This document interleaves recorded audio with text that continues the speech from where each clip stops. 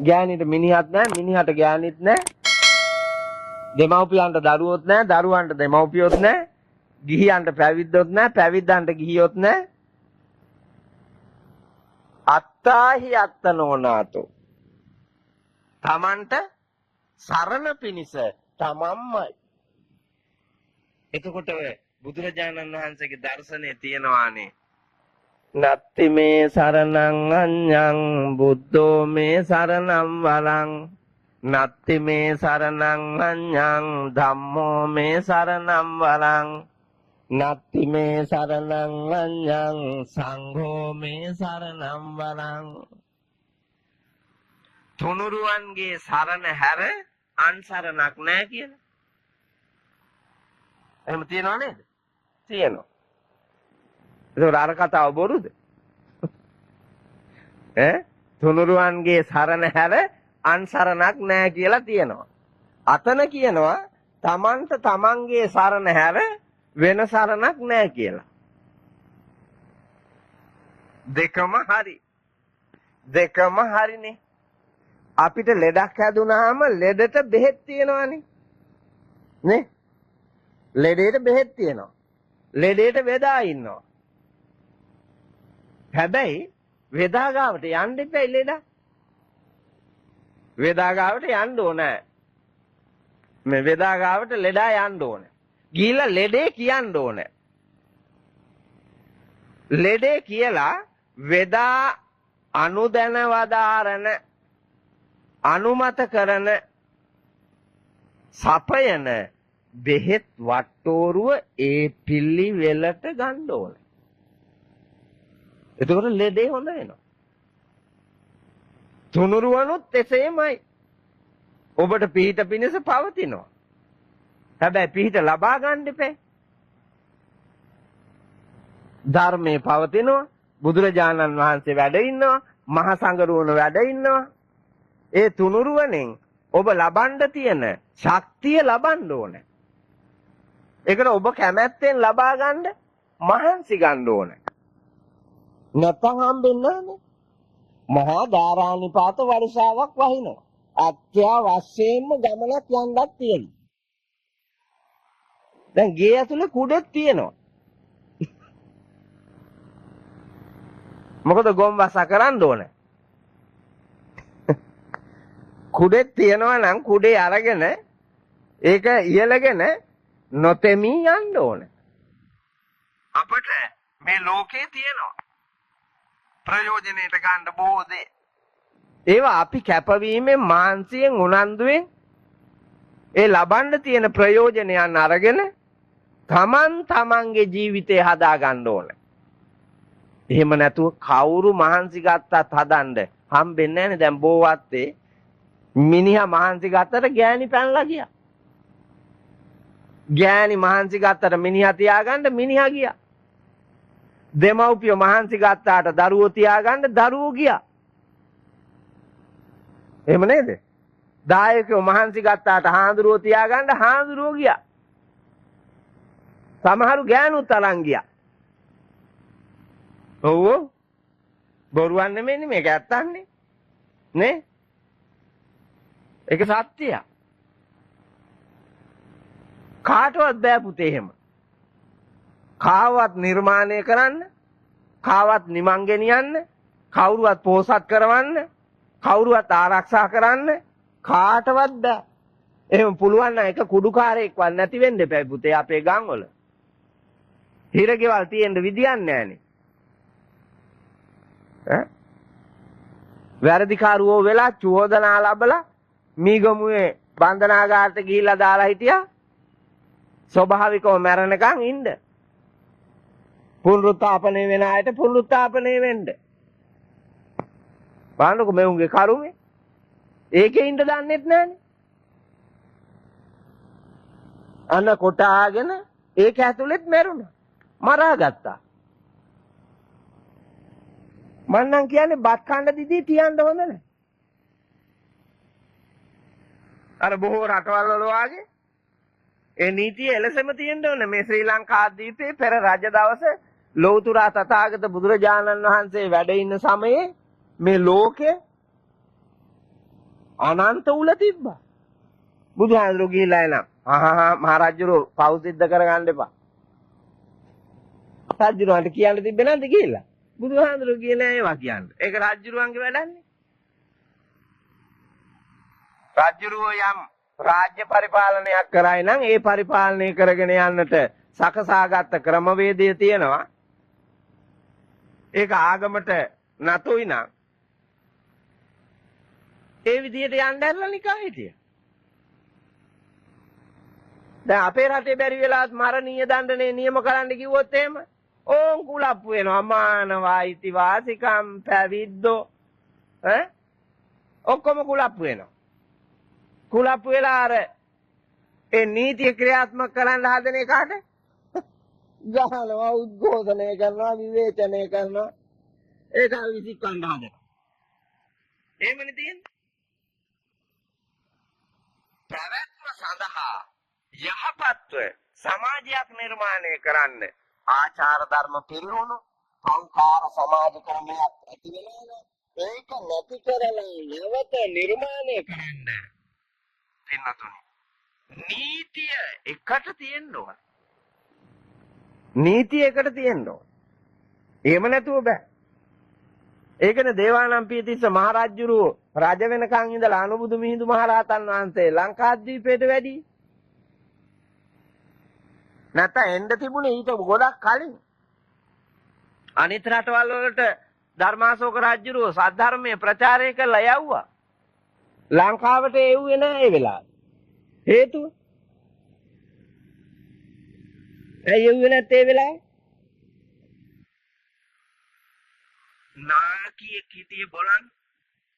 මේ රටේ ඒ වෙලාවේ හිටියේ නාකියෙක්. රජුරුව. මුටසීව රජුරුව. දේවානම්පියතිස්ස රජුලන්ගේ තාත්තා. පෙරේත කොමට තියාගෙන හිටියා නාකි වෙලත් পদවිය. කොල්ලට දුන්නේ නැහැ. ලොක්කා මරුණාට පස්සේ තමයි කොල්ලා රජ වෙලා රට බාරගත්තාම අනුබුදු මිහිඳු මහ රහතන් වහන්සේ ඇතුළු ධර්ම ප්‍රචාරය සඳහා දූත පිරිස ලංකාද්වීපයට වැඩමවලා රජ ගෙදර ඉඳලා රජ ගෙදර, මැති ගෙදර, ඇමති ගෙදර, සිටු ගෙදර ඒ අය තමයි ඉස්සරෝම පංචශීල ප්‍රතිපත්තිය පිහිටවුවේ. රටවැසියෝ නෙමෙයි. පැවිදි වුණේ කවුද? රජ ගෙදර අයනේ පැවිදි වුණේ. අද පැවිදි වෙන්නේ කවුද? හවුහරණක් නැති අය. ශාසනයේ පැවිදි වෙන්නේ හවුහරණක් නැති අය. නැත්නම් උඹලා දෙනවද උඹලාගේ ළමයි? සුද්ධ බෞද්ධ කියලා ඉඳලා බණ ඇහුවා, ශික්ෂාපද සමාදන් වුණා, ධර්මඥානය ලැබුණා. ඒ හින්දා අපිට උදා කරගන්න බැරි වෙච්ච සම්පත මගේ දරුවන්ට හරි කමක් නැහැ කියලා අනේ සංසාරේ අනන්ත දුක් නැති කරගෙන සතර වරිගේ නිවන් ගෙනිච්චත් නැතත් මයි පුතාට නිවන් සුව ලබන්නට මේ අනන්ත දුක් සහිත ලෝකෙන් අත මිදෙන්න ලෝතුරා තථාගත සසුනේ බුදු පුතෙක් වේයම් පුතේ කියලා පූජා කරා. එහෙම එකක් තියෙනවද? ලොකුවට අම්බුඩේ ගහගෙන පටිය තද කරගෙන හිටියාට බෞද්ධ කියලා මොකාගේද එහෙම ගතියක් තියෙන්නේ? එහෙම ගති නෑ. ලෝකෙට හැබෑ වෙන්න රඟපානවා අපි. අනුන්ගේ පානෙන් එළිය බල බල. ඔහොම යන්න පුළුවන්ද නිවන්? ඔහොම නිවන් යන්න බෑ. නිවන් යන්න නම් ප්‍රායෝගිකව ඒ ලෝතුරා තථාගත දර්ශනය අවබෝධ කරගෙන ඒ මත ගමන් කරන්න ඕන. ඒ සඳහා ඇවැසි යම් හෝ දැනුමක් ලැබෙන්න කියලා මේ දිනවල මං මේ සූත්‍ර දේශනාව පාදක කරගෙන තමයි බණ කියන්නේ. ඒ නිසා අද දවසේද බෝවත්ත ශ්‍රී ධර්මරාජාරාම විහාරීය සතර පේරුවේ දායක කාරකාදීන් ඇතුළුව මේ අවස්ථාවට සහසම්බන්ධ වී සිටින සියලු දෙනාගේ ධර්මඥානය පිණිස මා මාතෘකාවක් ලැබුවා. ඔබට ඇහෙන්න ඇති.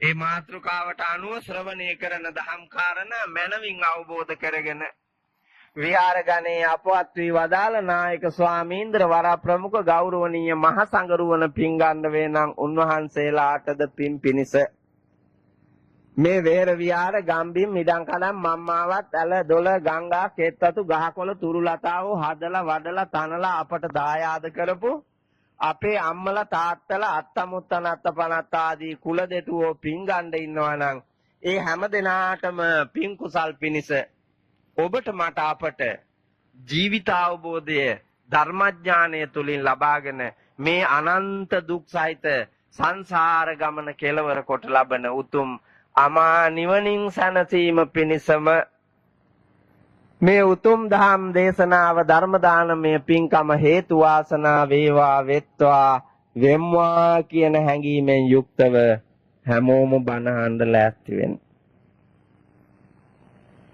ධර්මානුශාසනාව ආරම්භ කළේ පැය භාගයක් ප්‍රමාද වෙලා. ඒ කාලය මම ගත්තොත් ඔබට රෑ වෙනවා. ඒ හින්දා මං කාලේ පිරිමහලා මේ ධර්මානුශාසනාව පවත්වන්නත් ඕනේ. පින්නතුනි මම මාතෘකා කළ සූත්‍ර දේශනාව මතකද? ඇහිලා තියනවාද යම් තැනක? සමහර වචන නම් කනට හුරුයි නේ. පානාතිපාතා පටිවිරතෝ හෝති අදින්නා දානා පටිවිරතෝ හෝති කාමේසු මිච්ඡාචාරා පටිවිරතෝ හෝති මුසාවාදා පටිවිරතෝ හෝති සුරාමේරය මජ්ජපමා දට්ඨානා පටිවිරතෝ හෝති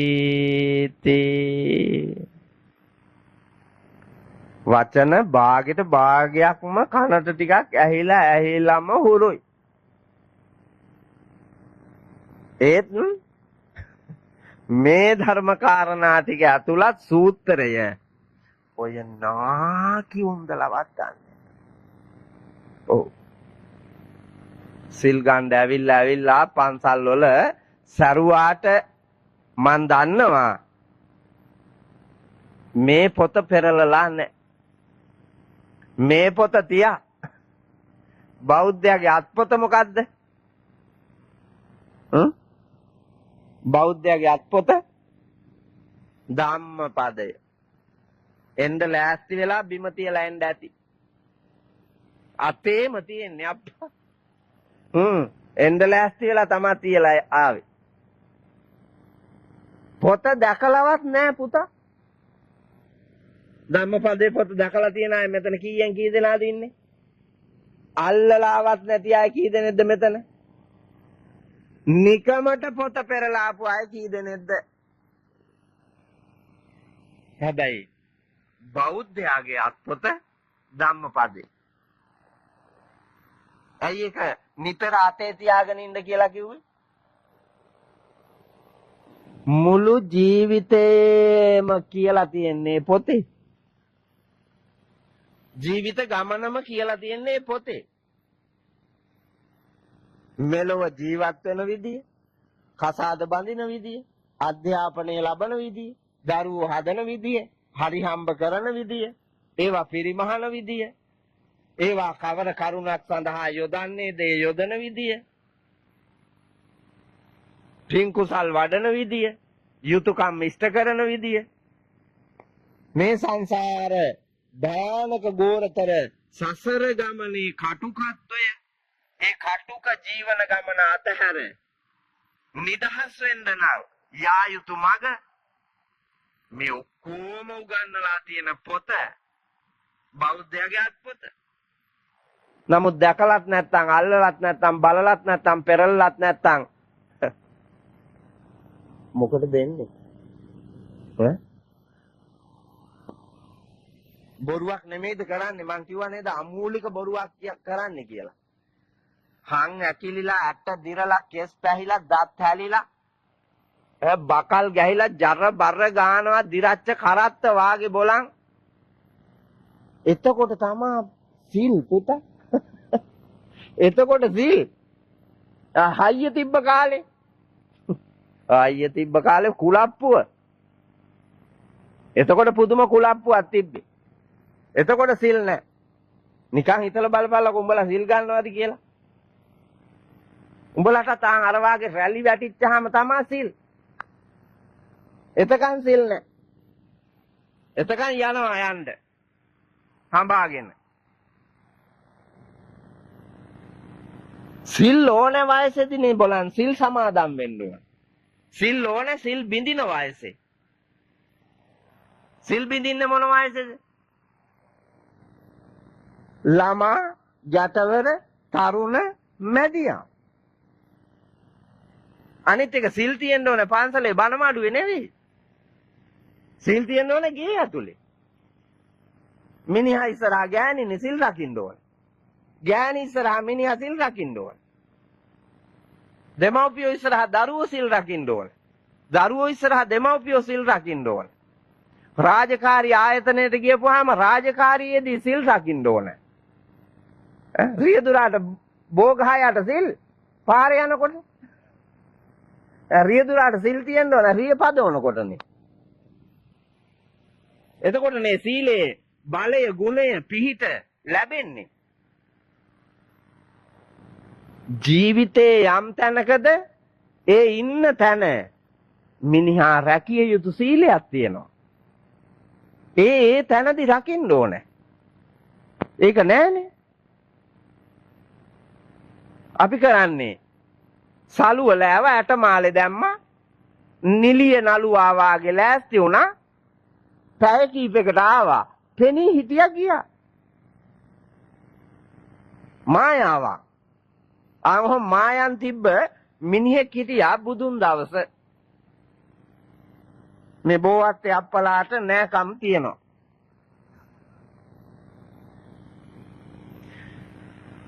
මේ සූත්‍ර දේශනාව දේශනා කළේ එතුමාගේ පුතාට මහා ධන සිටුවරයෙක් හිටියා උපාසකම්මලට මතක ඇති තෝදෙය්‍ය කියලා අහලා තියෙනව නේද තෝදෙය්‍ය සිතානෝ අහලා තියෙනවා නම් මේ බෝවත්තේ යාගේ නෑයෝ නැද්ද මේ බෝවත්තේ එයාට නෑකම් කියන අය ඉන්නවා එයාගේ ගතියට අනුව අතිශයම ලෝභයි. අතිශයම ලෝභයි. අධික තණ්හාවයි. මිත්‍යා දෘෂ්ටිකයි. දුෂ්ටයි නපුරුයි. කන්නෙත් නෑ, අඳින්නෙත් නෑ, දෙන්නෙත් නෑ, බේතක් හේතක් ගන්නෙත් නෑ. ගෑනිට දෙන්නෙත් නෑ, දරුවන්ට දෙන්නෙත් නෑ, දැසි දස්සෙකුට දෙන්නෙත් නෑ. පරම්පරාවෙන් උරුම වෙච්ච දේවලුත් හම්බ කරන හැම දෙයකුත් තැම්පත් කරලා ඒක දිහා බලාගෙන ප්‍රීති වෙවි ඉඳලා මැරිලා ගෙදරම බැල්ලියගේ බඩේ බලු පැටියෙක් වෙලා ඉපදුනා පුතා. ඔව් මම එකයි කිව්වේ බෝවත් ඉන්නවා කියලා ඒ જાතිය නෑ. නැද්ද දැඩි කන්නෙත් නැති අඳින්නෙත් නැති දෙන්නෙත් නැති එහෙම අය නැද්ද ඉන්නවා අය නැති වෙන්න බෑ මේ ලංකාදීපේ හැම ගමක්ම ගත්තොත් ඒ ගම නියෝජනය කරමින් මේ જાතිය උන් ඉන්නවා